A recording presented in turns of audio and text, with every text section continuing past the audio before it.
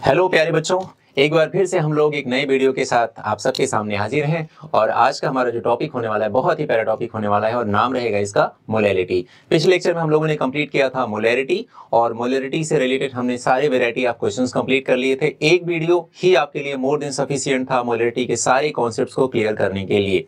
ठीक है, तो आज का टॉपिक हम बिना अपना समय गंवाए स्टार्ट करते हैं। मोलैरिटी के बारे में सीखने की कोशिश करेंगे और आज का हमारा दो टॉपिक हम इस वाली वीडियो में कवर करेंगे। पहला मोलैरिटी और दूसरा होगा मोल फ्रैक्शन। ठीक है, तो सबसे पहले मोलैरिटी के बारे में डिस्कस करिए। देखिए, what is molarity? It is the number of moles of solute present in 1 kg of solvent. ठीक है, तो अगर हमें डेफिनेशन के अकॉर्डिंग फॉर्मूला लिखने की बात की जाए तो molarity is equal to mole of solute divide by mass of solvent in kilogram. So this is the formula of molality. ठीक है बेटा, समझ में आ गया? अब जैसे पहले हम लोगों ने मोलैरिटी के बारे में सुना था, सोचा था, समझा था और बात की थी, वैसे ही हम लोग मोलैरिटी के बारे में डिस्कस करेंगे कि कहां कहां पर प्रॉब्लम इसमें आ सकती है। पहली बात तो देखो, मोलैरिटी और मोलैरिटी कैसे डिफरेंट है आपस में वो हम समझ लेते हैं। वहां पर भी हम मोल्स ऑफ सोल्यूट ही लिखते थे, यहां पर भी हम मोल्स ऑफ सोल्यूट ही लिख रहे हैं। वहां पर हम डिवाइड करते थे सॉल्यूशन के वॉल्यूम से, जो कि हम लिखते थे लीटर में। यहां पर हम डिवाइड करते हैं सॉल्वेंट के मास से, जो कि हम लिखेंगे किलोग्राम में। तो पहला तो सिंपल क्वेश्चन है कि आपको सोल्यूट का मोल कैलकुलेट करना आना चाहिए। और फिर से वही बात है कि जनरली सोल्यूट वही होंगे जो अभी तक हम लोगों ने डिस्कस किया था, जैसे CO2 हो गया, H2SO4 हो गया, यूरिया हो गया, ग्लूकोज हो गया, सुक्रोज हो गया, यही ज्यादातर रहते हैं। तो मैंने ये भी कहा था पिछले लेक्चर में आपसे कि कोशिश ऐसी हमारी हो कि हम इन सब के मॉलिक्यूलर वेट ऐसे डायरेक्टली याद हो हमें, तो वहां पर हमें लिखना कैलकुलेट नहीं करना पड़ेगा, हमारा थोड़ा समय बचेगा। उस समय को हम आगे पेपर को बहुत बेहतर तरीके से सॉल्व करने में यूटिलाइज कर लेंगे। ठीक है, अब देखिए यहां पर लिखा है मास ऑफ सॉल्वेंट इन किलोग्राम। तो ज्यादातर क्वेश्चन में क्या होगा कि जो सॉल्वेंट का मास होगा वो ग्राम में दिया गया होगा।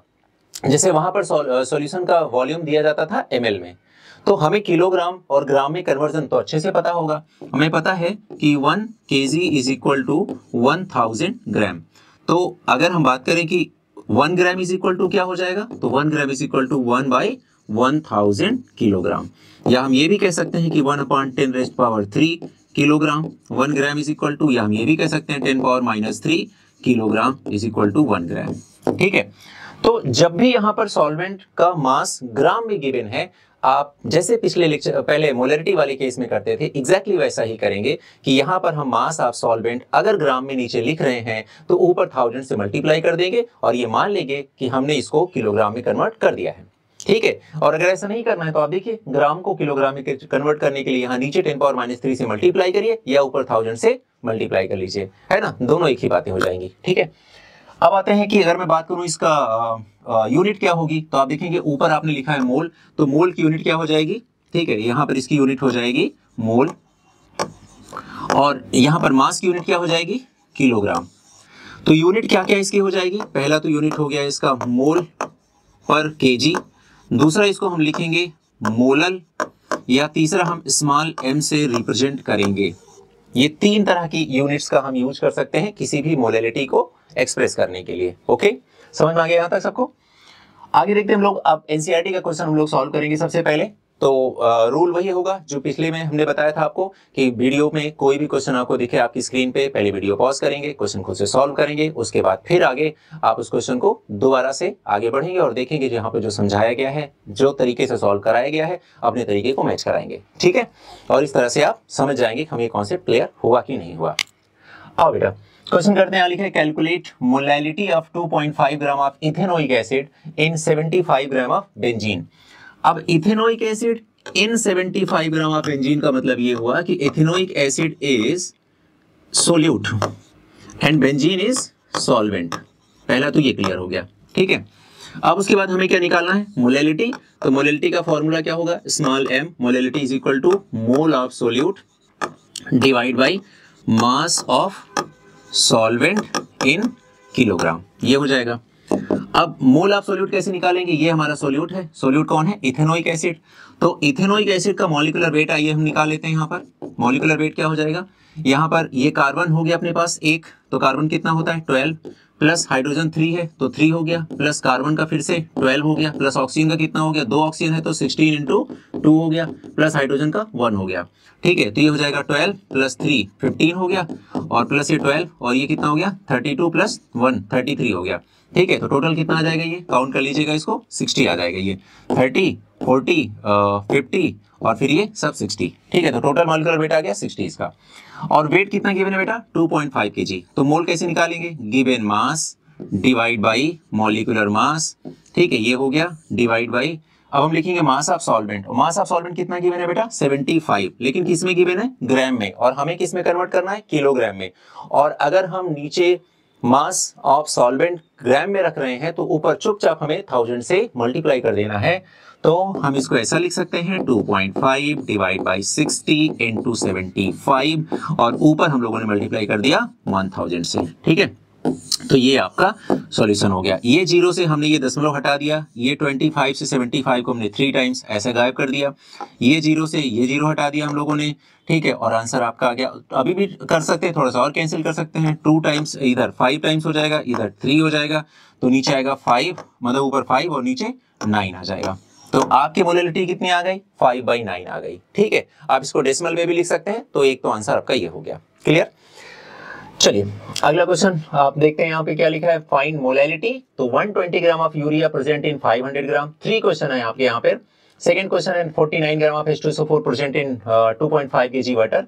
Third question is 180 gram of urea is present in 1 litre aqua solution, then find molality and molarity of solution. Again वही काम करना है आपको, वीडियो पॉज करके क्वेश्चन सॉल्व कर लीजिए, उसके बाद फिर आके देखते हैं। ठीक है, चलिए स्टार्ट करते हैं सॉल्व करना। सबसे पहला क्वेश्चन है यहाँ पर कि 120 ग्राम यूरिया है अपने पास, प्रेजेंट है इन 500 ग्राम ऑफ वाटर, और इसकी मोलैलिटी बतानी है। तो मोलैलिटी कैसे बताएंगे, मोल ऑफ सोल्यूट लिखेंगे सबसे पहले, मोल ऑफ सोल्यूट लिखेंगे, डिवाइड बाय क्या लिखेंगे, मास ऑफ सॉल्वेंट लिखेंगे, और किस में लिखेंगे, किलोग्राम में। तो सोल्यूट का मोल कैसे निकालेंगे, यूरिया है अपने पास सोल्यूट, और कितना गिवन मास है 120 ग्राम, 120 ग्राम इसका मास है, और मॉलिक्यूलर मास यूरिया कितना होता है 60 होता है, divide by mass of solvent कितना है 500 ग्राम। और हम सबको पता है अगर हम 500 लिख रहे हैं ग्राम में, तो ऊपर हमें चुपचाप क्या कर देना है 1000 से मल्टीप्लाई कर देना है। ठीक है, अब आप इसको सॉल्व करिए, क्या आ जाएगा, ये 60 है, ये 120 है, तो ये 2 टाइम्स हो गया। ठीक है, ये 500 ये 1000 तक 2 टाइम्स हो गया, तो आंसर कितना आ गया 4 मोलल इज द आंसर, या फिर हम कह सकते हैं 4 मोल पर केजी। ये हमारा पहला आंसर आ गया। ठीक है, सेकंड क्वेश्चन की तरफ चलते हैं। लिखा 49 ग्राम H2SO4 present in 2.5 kg water. तो बेटा 49 ग्राम H2SO4 इसका मतलब हमारा सोल्यूट कौन है, H2SO4। गिवन मास कितना है 49, और मॉलिक्यूलर मास कितना होता है H2SO4 का 98 होता है ना। तो इसका जब हम निकालेंगे यहाँ पर मोलैलिटी निकालेंगे, तो हम क्या बोलेंगे यहाँ पर 49 ग्राम डिवाइड बाई 98, ये हो गया मोल ऑफ सोल्यूट हो गया। और फिर यहाँ पर हम क्या लिखेंगे 2.5, इस बार ये केजी में ही गिवन है, सॉल्वेंट का मास केजी में गिवन है, तो हमें चेंज करने की कोई टेंशन नहीं है, हम जैसा है वैसा ही रख देंगे। ठीक है, तो ये हो जाएगा 48 90, तो यहाँ 2 आ जाएगा, तो ये आ जाएगा 1/2 इंटू 2.5, आंसर आ जाएगा 1/5, या फिर हम इसको ले सकते हैं 0.2 मोलल। ठीक है, ये आंसर आ गया। 2 क्वेश्चन हमारे सॉल्व हो गए। सबसे इंपॉर्टेंट हमारा तीसरा क्वेश्चन है जो हमें ध्यान से देखना है, सॉल्व करना है। तीसरे क्वेश्चन में क्या लिखा है, ध्यान से देखिए यहाँ पे 180 gram urea is present in 1 litre aqua solution. अब ध्यान से देखिएगा बेटा, यहाँ पर आपको सॉल्यूशन गिवन है, ना कि सॉल्वेंट गिवन है। क्लियर, और आपको मोलैरिटी और मोलैलिटी दोनों फाइंड आउट करना है, जबकि आपको हेल्प करने के लिए इन्होंने डेंसिटी दी है। क्लियर, आओ बेटा सबसे पहले हम क्या करते हैं, हम लिखेंगे सोल्यूट के बारे में। सोल्यूट हमारा क्या है बेटा, यहाँ पर यूरिया है। ठीक है, यूरिया का मास कितना गिवन है 180 ग्राम। ठीक है, कितना गिवन है 180 ग्राम। मॉलिक्यूलर मास कितना होता है यूरिया का, सब लोग जानते हैं हम सब। ठीक है, हम जगह जगह रख ही रहे हैं, 60 ग्राम पर मोल होता है। ठीक है, तो बताओ बेटा मोल कितना आ जाएगा यूरिया का, 180 divide by 60 is equal to 3 mole आ जाएंगे। ठीक है, तो 3 मोल आ गया यूरिया। ठीक है, हमारा सोल्यूट का मोल तो आ गया। क्लियर, अब अगर हमें निकालना है कि चलो भाई मोलैलिटी निकाल लेते हैं, हम लोग मोलैरिटी निकाल लेते हैं। तो मोलैरिटी में हम जानते हैं हम सॉल्यूशन का क्या रखते हैं, वॉल्यूम रखते हैं, वो भी लीटर में रखते हैं। तो मोलैरिटी तो बहुत आसान हो गया, molarity is equal two moles of solute divide by volume of solution in litre. ठीक है, मोल हमारा कितना आ गया 3, और वॉल्यूम ऑफ सॉल्यूशन कितना है 1 लीटर एक्वा सॉल्यूशन, तो यहाँ पर 1 लीटर और लीटर में ही गिवन है तो टेंशन कोई है नहीं हमें, तो आंसर हमारा कितना आ जाएगा यहाँ पर 3 आ जाएगा मोलैरिटी। ठीक है, अब हमें फाइंड आउट क्या करना है, मोलैलिटी फाइंड आउट करनी है। तो मोलैलिटी कैसे फाइंड आउट करेंगे बेटा, अगेन हम अपना फॉर्मूला लिखेंगे। ठीक है, मोलैलिटी का फॉर्मूला क्या हो जाता है हमारा, मोलैलिटी इज इक्वल टू यहाँ पर हो जाएगा moles of solute divide by mass of, यहाँ पर क्या हो जाएगा मास ऑफ सॉल्वेंट इन किलोग्राम। ठीक है, अब मोल ऑफ सोल्यूट हमें कितना गिवन है बेटा, अभी तुमने निकाल लिया, यहाँ पर कितना आ रहा है 3 आ रहा है, तुमने 3 रख दिया नीचे। अब मास ऑफ हमें सॉल्वेंट लिखना है, लेकिन यहाँ पर मास ऑफ सॉल्वेंट नहीं दिया गया है, यहाँ पर क्या दिया गया है, सॉल्यूशन का वॉल्यूम गिवन है। ठीक है, लेकिन सॉल्यूशन की डेंसिटी गिवन है हमें।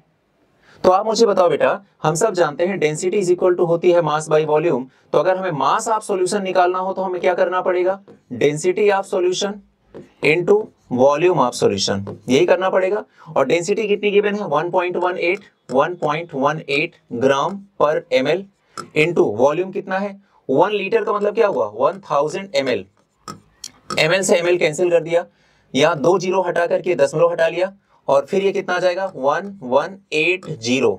ठीक है, इतना आ जाएगा हमारा ग्राम में मास आ जाएगा। ये मास किसका है बेटा, ये पूरी सॉल्यूशन का मास है। ठीक है, और हम सब जानते हैं सॉल्यूशन 2 कंपोनेंट से मिलकर बनता है, सोल्यूट से एंड सॉल्वेंट से। अगर हमारा सॉल्यूशन 1180 ग्राम है, जिसमें कि सोल्यूट हमारा 180 ग्राम है, तो आप मुझे बताओ कि सॉल्वेंट कितना होगा। तो हम सब यहां से आसानी से निकाल सकते हैं कि अगर हमें मास ऑफ सॉल्यूशन पता है, इसका मतलब ये हुआ कि ये mass of solute plus mass of solvent के बराबर होगा। ठीक है, अब मास ऑफ सॉल्यूशन कितना गिवन है 1180 is equal to mass of solute कितना है 180 प्लस मास ऑफ सॉल्वेंट। तो यहां से आप मास ऑफ सॉल्वेंट निकाल सकते हैं बेटा, मास ऑफ सॉल्वेंट कितना आ जाएगा 1000 ग्राम आ जाएगा। ठीक है, और हम सब जानते हैं 1000 gram is equal to 1 kilogram. ठीक है, तो यहां पर हम आसानी से रख सकते हैं, अगर हमें वैल्यूज रखनी है तो हम रख सकते हैं, ऊपर मोल तो हमारे पास वही 3 ही रहेगा, और नीचे मास ऑफ सॉल्वेंट कितना आ गया 1 किलोग्राम आ गया। तो हमारी मोलैरिटी भी कितनी आ गई, मोलैलिटी भी कितनी आ गई 3, है ना, तो ये आंसर आ जाएगा 3 मोलर। समझ में आ गया सबको, कोई प्रॉब्लम नहीं आता, अच्छे से देख लो। ठीक है, मैंने प्रॉपर सॉल्व करा दिया है, सारे पार्ट्स इसके सॉल्व करा दिए हैं। एक बार खुद से भी इस क्वेश्चन की प्रैक्टिस करना, क्योंकि 2-3 पार्ट है तो आपके ही काम आ जाएगा। आगे बढ़ते हैं। तो इस तरह से आपका मोलैलिटी कंप्लीट हो गया। तो आपने देखा ना कि मोलैलिटी किस तरह से क्वेश्चन आएगा, और आपने ये भी देखा कि जो लास्ट क्वेश्चन हम लोगों ने किया था उसमें कैसे हम लोगों ने मोलैरिटी और मोलैलिटी दोनों एक साथ हम लोगों ने सॉल्व किया। मैंने आपसे पहले भी कहा था कि कुछ ऐसे फॉर्मूलाज बनाए गए हैं जिससे मोलैरिटी और मोलैलिटी में रिलेशन बताए जाते हैं। फिर मैंने ये भी कहा था कि ऐसा कोई भी फॉर्मूला, ऐसा कोई भी शॉर्टकट लेने से हमें बचना है, जरूरत नहीं है इसको यूज करने की। ठीक है, हम लोग प्रॉपर कॉन्सेप्ट के से सॉल्व करेंगे और क्वेश्चन पूरा सॉल्व करेंगे। खैर आइए हम लोग स्टार्ट करते हैं। यहाँ पर लिखा है मोल फ्रैक्शन। तो मोल फ्रैक्शन क्या होता है, मैं आपको पहले छोटा सा एक एग्जांपल देके बता देता हूँ। सपोज दैट अपने पास ना एक ये कंपनी है, और इस कंपनी को 3 दोस्तों ने मिलकर खोला, ए, बी एंड सी ने। ठीक है, जब कंपनी खोलने की बात आई तो ये चर्चा हुई, भाई चलो एक बात बताओ कि इस कंपनी को चलाने के लिए फंड की जरूरत होगी, तो कौन कितना कंट्रीब्यूट करना चाहेगा। जब बात आई कौन कितना कंट्रीब्यूट करना चाहेगा, तो एक एग्जांपल ले लेते हैं। मान लेते हैं कि ए ने इसमें मिलाए 2 रुपए, बी ने मिलाए इसमें 3 रुपए, और सी ने मिलाए इसमें 5 रुपए। ठीक है, अब हमें जब ये पैसे इकट्ठे हो गए तो अब बात आई कि चलो यार सबने पैसे इकट्ठा कर लिया, कंपनी खोलने की बात हो रही है, कंपनी खुल भी जाएगी, चल भी जाएगी। अब ये सवाल आता है कि कौन किसको इस कंपनी में कितनी हिस्सेदारी दी जाए, कितना पार्टनरशिप दिया जाए। ठीक है, तो एज पर द इन्वेस्टमेंट तीनों दोस्तों का ये डिसाइड हुआ कि जितना आपने इन्वेस्ट किया है उसके अकॉर्डिंग आपको पार्टनरशिप इस कंपनी में दी जाती है। ठीक है, तो हम कहेंगे अच्छा टोटल कितना पैसा इकट्ठा हुआ, 2 + 3 + 5 कितना इकट्ठा हो गया, टोटल तो 10 रुपीज इकट्ठा हुए हैं। अब हमें बात करनी है कि ए की कितनी हिस्सेदारी है, इसमें ए का कितना पार्टनरशिप है। ठीक है, तो या हम यूं कह सकते हैं कि इस पूरे पैसे में ए का कितना कंट्रीब्यूशन है। हम बोलेंगे ए ने मिलाए रुपए 2, टोटल इकट्ठा हुए 10। ठीक है, बी ने मिलाए 3 और टोटल इकट्ठा हुए 10। सी ने मिलाए 5 और टोटल अपने पास इकट्ठा हुए 10। तो यही इनका जो आपको दिख रहा है 0.2, 0.3, 0.5, यही इनके क्या हो गए पार्टिसिपेशन या फिर उसमें कंट्रीब्यूशन, और यही होता है बेटा मोल फ्रैक्शन। मोल फ्रैक्शन कैसे होता है, जैसे मान लीजिए आपके पास कहीं पर 2-3 मॉलिक्यूल, 2-3 गैसेस, 2-3 कंपाउंड्स कुछ भी ऐसे एक जगह रखे हुए हैं, तो सबके मास, सबके मॉलिक्यूलर मास, सबका मोल उसमें कंट्रीब्यूट कर रहा है। अब अगर हमें किसी एक का मोल फ्रैक्शन देखना है तो हमें क्या करना पड़ेगा, उसके मोल डिवाइड बाय टोटल मोल, जिसके पूछे उसके मोल डिवाइड बाय टोटल मोल। एकदम सिंपल सादा सा फंडा है, इसमें कोई ज्यादा टेंशन लेने की जरूरत नहीं है, ठीक है। तो अगर ये हमारे सारे बच्चों को समझ में आ ही गया होगा, और अगर मगर की तो बात है नहीं। देखते हैं डेफिनेशन क्या है। It is the ratio of number of moles of a component to the total mole, जिसका पूछे उस कंपोनेंट का mole divide by total mole, ये हमारा फॉर्मूला बनेगा, ठीक है। तो फॉर्मूला अगर हमें निकालना हो तो पहली बात तो हम मोल फ्रैक्शन को दिखाते कैसे हैं, काई से दिखाते हैं। जैसे मान लीजिए काई ए निकला है तो हम लिखेंगे moles of A divide by moles of A plus moles of B. अगर हमारे पास कहीं पर किसी सॉल्यूशन में दो कंपोनेंट है ए एंड बी, तो अगर हमें मोल फ्रैक्शन ऑफ बी निकालना है तो हम लिखेंगे इसके moles of B divide by moles of A plus moles of B, ठीक है। हमेशा ध्यान रखना है, अगर कहीं पर भी कई सारे कंपोनेंट हैं, या मान लेते हैं दो कंपोनेंट है, एक का मोल फ्रैक्शन आपने निकाल लिया। फ्रैक्शन का मतलब होता है 1 में पार्टिसिपेशन, परसेंटेज का मतलब होता है 100 में पार्टिसिपेशन। अगर दो ही कंपोनेंट है, एक का मोल फ्रैक्शन 0.7 आ गया, तो दूसरे का मोल फ्रैक्शन आपको फिर से कैलकुलेट करने की जरूरत नहीं है। दूसरे कंपोनेंट का मोल फ्रैक्शन आप कैसे फाइंड आउट करेंगे, उसको 1 से माइनस कर देंगे। पहले वाले के जिसका आपने कैलकुलेट कर लिया है उसके मोल फ्रैक्शन को 1 से माइनस कर देंगे। जैसे मैंने कहा कि एक सॉल्यूशन बनाने में दो कंपोनेंट का यूज हुआ, component A, component B. Component A का मोल फ्रैक्शन आया 0.7, तो आप क्या करेंगे, कंपोनेंट बी का मोल फ्रैक्शन फाइंड आउट करने के लिए कंपोनेंट ए के मोल फ्रैक्शन को 1 से माइनस कर देंगे। 1 minus 0.7 is equal to 0.3 and this is the mole fraction of component B. Clear है। इसी तरह तीन कंपोनेंट से अगर कोई सॉल्यूशन बन रहा है, दो का मोल फ्रैक्शन आपने निकाल लिया, तो दोनों का मोल फ्रैक्शन जोड़ लीजिए, ऐड कर लीजिए, उसको 1 से माइनस करेंगे तो थर्ड वाले का मोल फ्रैक्शन आ जाएगा अपने आप। क्लियर। तो हमने यहाँ क्या सीखा कि काई ए प्लस काई बी, यानी कि mole fraction of A plus mole fraction of B is 1 always. ये हमेशा हमेशा के लिए सही साबित होगा, ठीक है। अब सवाल आता है कि यूनिट क्या होगी, तो आप सोचो ना कि ऊपर भी आप मोल ही लिख रहे हैं, नीचे भी आप मोल ही लिख रहे हैं, मोल से मोल कैंसिल आउट हो जाएगा, तो ये एक्चुअल में मोल फ्रैक्शन एक यूनिटलेस क्वांटिटी बनेगी। क्लियर है, सबको समझ में आ रहा है। चलिए अब देखते हैं, क्वेश्चन सॉल्व करने की कोशिश करते हैं। Find the mole fraction of each components in given mixture of 44 gram of CO2 and 48 gram of oxygen. अब हमारे पास दो कंपोनेंट हैं, तो एक हमने ऐसा कुछ बीकर लिया है, इसमें एक हमने CO2 मिला रखा है और एक इसमें O2 मिला रखा है हम लोगों ने, ठीक है। समझ में आ रही बात। CO2 का इसमें क्या है, मास गिवन है 44 ग्राम और O2 का मास इसमें गिवन है 48 ग्राम। और हमें पता है कि मोल फ्रैक्शन अगर हमें फाइंड आउट करना है तो हमें निकालने पड़ेंगे जिस कंपोनेंट के पूछ रहा है उसके मोल डिवाइड बाय टोटल मोल। तो हमें दोनों के मोल पहले फाइंड आउट करने हैं, दोनों के मोल ऐड करने हैं, फिर इंडिविजुअल मोल को टोटल मोल से डिवाइड कर देना है, ठीक है। तो चलिए बताइए, यहाँ पर CO2 का मॉलिक्यूलर वेट कितना होता है बेटा, ये भी 44 ही होता है ना। तो ये इससे कैंसिल आउट हो गया, तो मोल कितना आ गया, 1 मोल। तो 1 मोल हमारे पास CO2 प्रेजेंट है। ऑक्सीजन का कितना होता है, एक ऑक्सीजन का एटॉमिक नंबर 8 होता है और एटॉमिक वेट कितना होता है उसका, या मास नंबर कह सकते हैं, कितना हो जाएगा 16। O2 है तो 16 प्लस 16 कितना हो जाएगा, 32 हो जाएगा।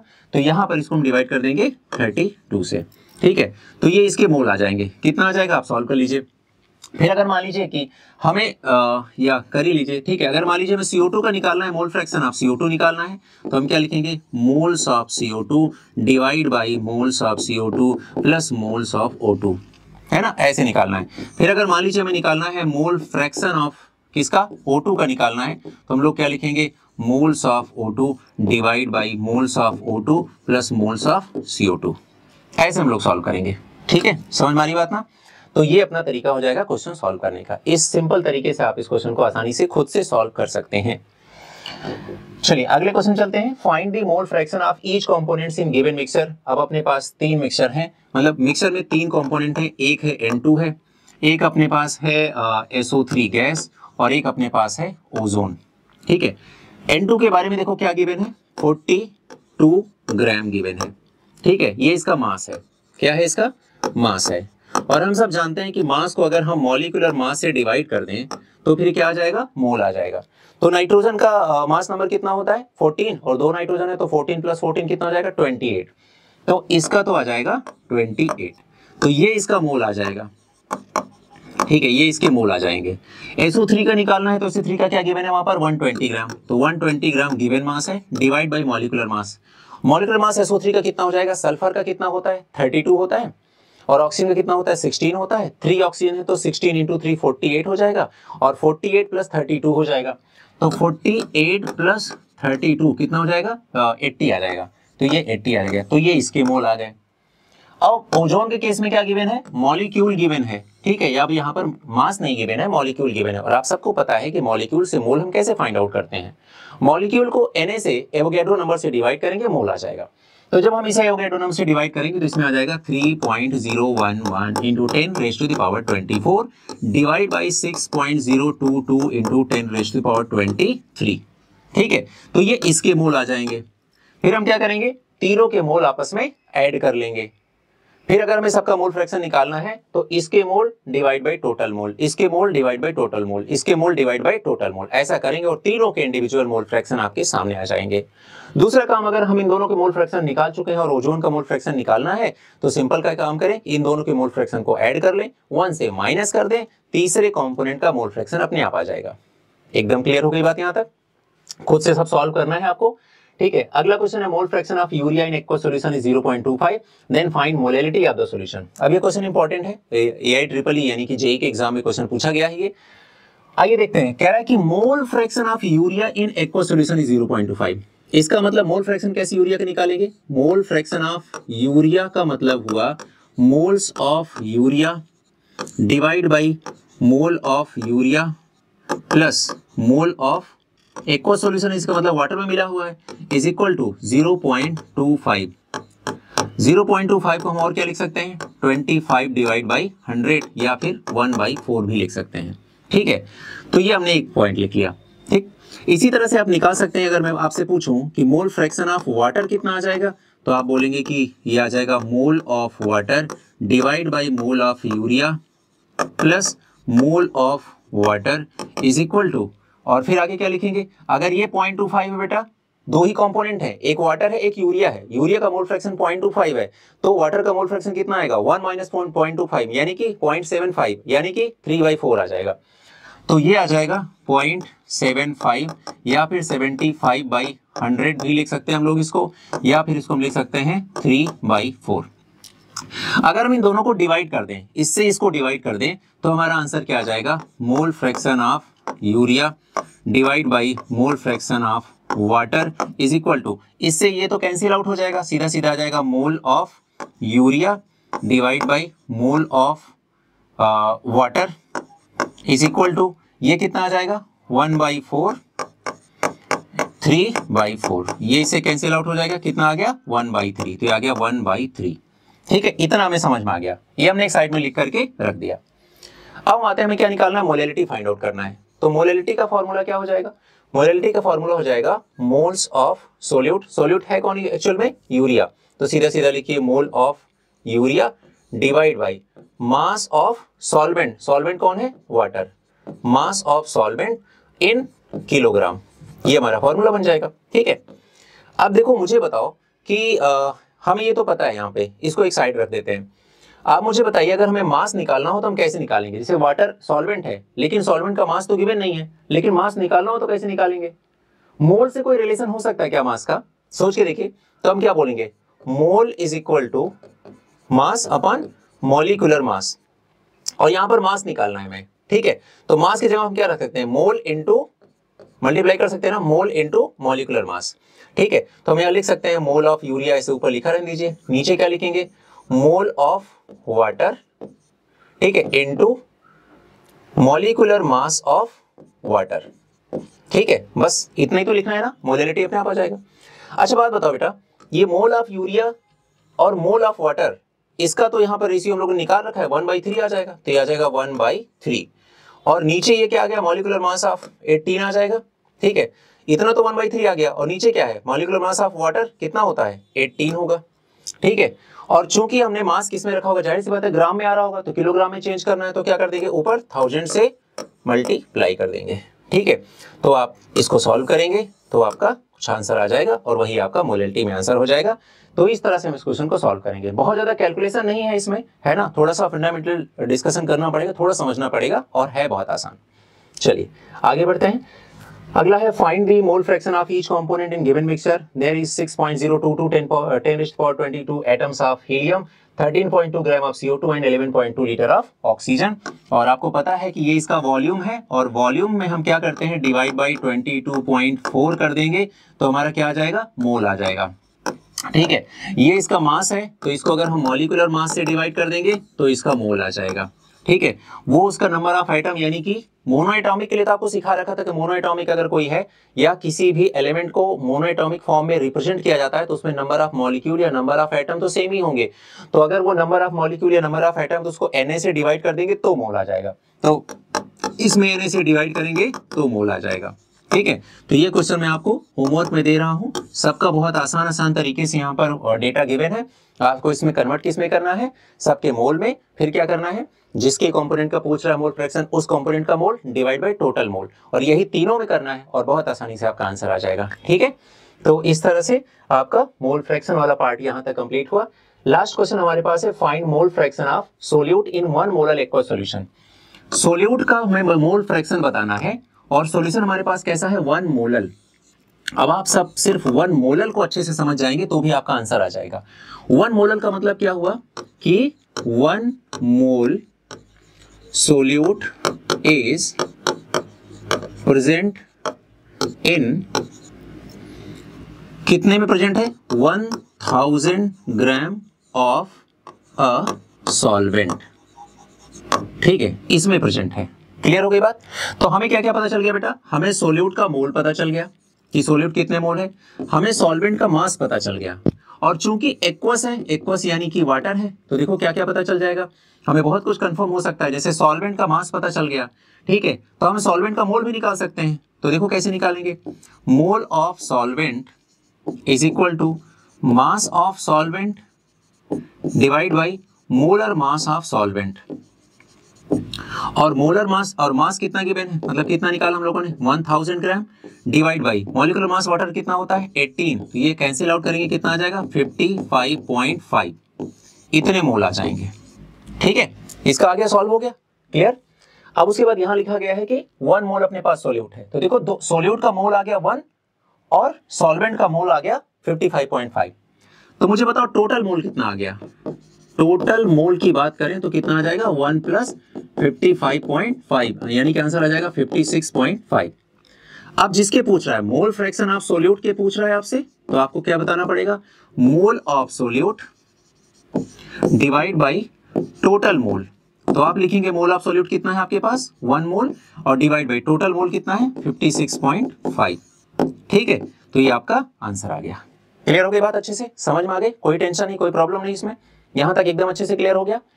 तो आपने अभी तक दोनों पार्ट कंप्लीट कर लिए हैं, है ना, मान यानी कि हम लोगों ने मोलैलिटी भी कंप्लीट कर लिया और हमारा मोल फ्रैक्शन भी कंप्लीट हो गया। जितने क्वेश्चन हम लोग इस क्लास में कर रहे हैं, सारे क्वेश्चन को एक बार खुद से एक जगह अच्छे से प्रैक्टिस कर लेनी है। ठीक है, और उसके बाद फिर आप धीरे धीरे अब अनसॉल्व सॉल्व करना स्टार्ट कर सकते हैं। हालांकि हम लोग प्रीवियस ईयर के क्वेश्चन जितने भी हैं उसका प्रॉपर वीडियो आपको इसी चैनल पे अपने मिल जाएगा, तो घबराने की जरूरत बिल्कुल भी नहीं है। ठीक है, तो अब क्या करना है, जो भी आगे प्रोसेस होने वाला है, जो भी नेक्स्ट वीडियो होने वाला है, उसको फॉलो करिए, उसको पढ़िए, अपने नोट्स बनाइए, क्वेश्चन करिए, डिस्कस करिए, डाउट नहीं आता वो जो भी क्वेश्चन आपको लग रहा है डाउट है वो डिस्कस करिए, हम लोग आगे बढ़ते रहेंगे। ठीक है, चलिए फिर आप वक्त आ गया आपसे विदा लेने का। हम लोग मोलैलिटी कंप्लीट कर चुके हैं, मोलैलिटी कंप्लीट कर चुके हैं और मोल फ्रैक्शन कंप्लीट कर चुके हैं। नए वीडियो हम लोग मिलेंगे नए टॉपिक के साथ, नाम होगा नॉर्मेलिटी। तब तक के लिए खुश रहिए, अपना ख्याल रखिए और खूब सारी पढ़ाई करते रहिए। ठीक है, थैंक यू बेटा, बाय बाय।